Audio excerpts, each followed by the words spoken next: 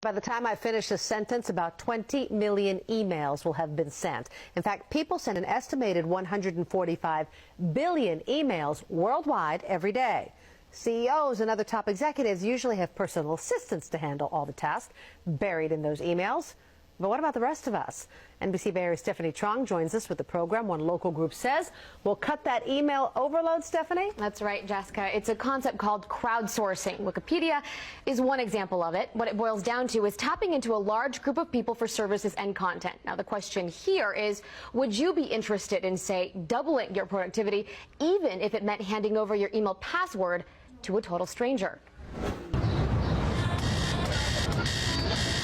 From the moment you wake up to when you're at work, whether it's on your desktop or on your cell, those emails just keep on coming. And some of it has important tasks. But the more time reading may mean less time doing. And they seem trivial, but they really hold us back. CEOs and top execs have their own solution, personal assistants who dig through emails for them. Managing that onslaught. But what about the rest of us? I'd really like to push on. This team of 3 from Stanford's computer science department came up with one solution: Email Valet. The test version used Gmail. It's a program that connects you with professionals online who become your remote assistants. They go through your emails, find the tasks, and put them into a list with the original emails just to the left. But first, like you hand your keys over to a valet, you'll have to hand over your password.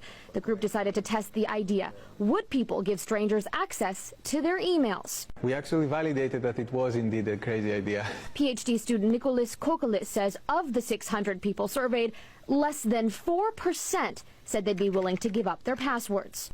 People like Stanford business grad student and study participant Anish Patel. I think privacy is an issue. But he changed his mind after the 10-day study. Email Valet has a feature built in where you can restrict what the assistant sees. You can blacklist out anything that contains particular keywords like bank or password or credit card or anything. They also built in a tracking feature. We actually keep track of what the crowd worker has done. Patel said those measures, plus cutting the headache of reading countless emails, made this program well worth it, especially because he said computer-driven email help programs fell flat for him. I'd experimented with a few of them. Honestly, none of them ever seemed to really stick for me. In the group study, Kokkalis says Email Valet doubled productivity compared to those who tried to manage tasks in emails by themselves.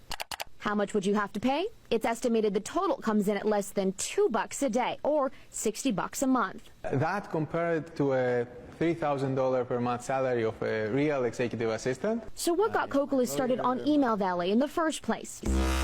The idea came after creating a social media gaming platform. We were measuring how much time people spent playing the games. The total, more than 1 billion minutes, translated to 8-hour workdays. That is about 2,000 years.